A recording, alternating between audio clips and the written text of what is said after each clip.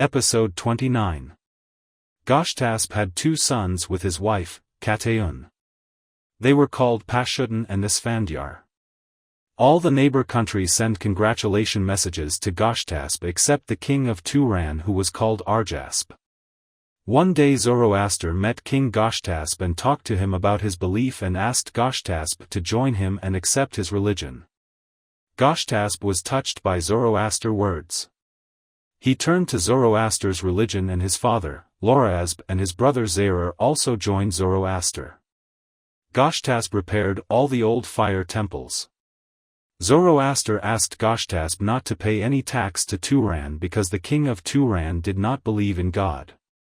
Goshtasb sent a letter to Arjasb and told him to turn to Zoroaster's religion.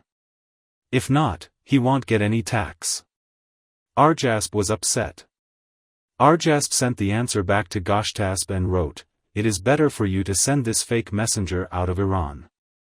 If not, I will attack Iran." When Goshtasb read the answer, he talked to his ministers and their final decision was fighting with Arjasb's army. Before the war, Goshtasb asked his astronomers to predict the war for him. They told him, "It is a tough war and you will lose a lot of your warriors and also your brother, Zarar." The 2 sides were ready for war. It was a tough war and a lot of soldiers were killed from both sides. The war lasted for 2 weeks. Zarar was also killed in this war.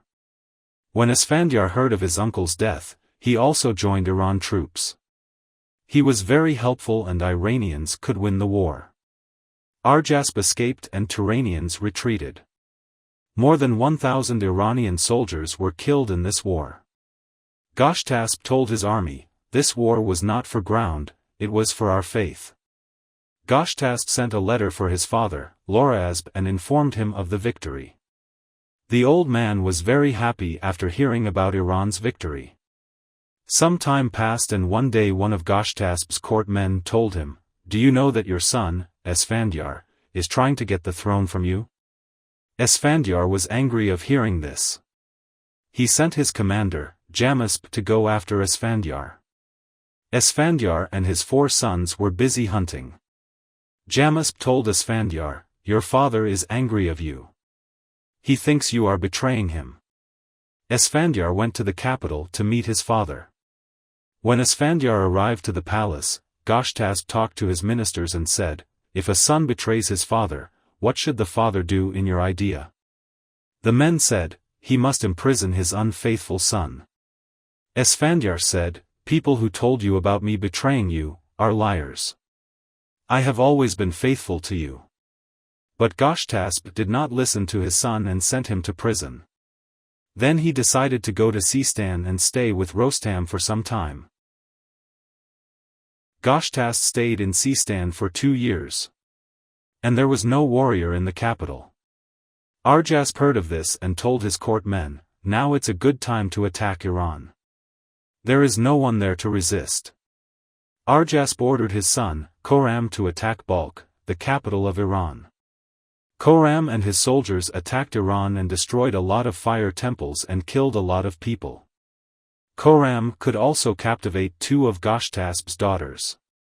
Old Goshtasb decided to fight with the enemy. Though he was an old man, he fought like a real warrior. But sadly he was killed in the war. Goshtasb's wife went to Sistan to inform Goshtasb about what happened. Goshtasb got ready for coming back to the capital and fight with Tooran army. After 3 days of severe war, Iran army had no choice than retreat. They escaped to the nearest mountain and Tooran soldiers followed them and surrounded the mountain. Shahnameh told Goshtasb, "The only person who can help us is your son, Esfandyar." Goshtasb, who felt sorry for his behavior with Esfandyar, sent Shahnameh to Balkh to free Esfandyar from prison. Shahnameh met Esfandyar in prison and asked him for help. Esfandyar was very annoyed by his father. He said, "Why should I help my father who imprisoned me for nothing?" Shahnameh said, "You are right.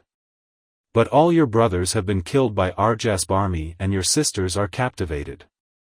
Esfandyar said, "When I was in prison, they never came to visit me there. They never asked about me. why should I care for them? Shahnameh said, okay, but what about your grandfather? He was killed by Turanians too. Don't you want to take his revenge? When Esfandyar heard of this, he felt sad and angry. He got ready for battle with Turanians. When Esfandyar arrived to the war zone, he saw the corpse of his brother. He wept for him and buried his brother himself. He arrived to the mountain at night. When Goshtasb saw his son, he hugged him and asked for his forgiveness.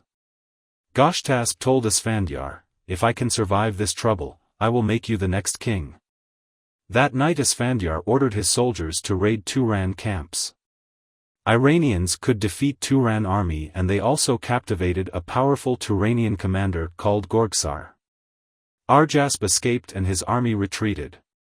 When Goshtasb heard about Goshtasb's escape, he was angry. So, he promised Esfandyar to help him find Goshtasb's hideaway. Goshtasb told Esfandyar, please find Goshtasb, kill him and save our people whom he has captivated. End of episode 29. Thank you for watching.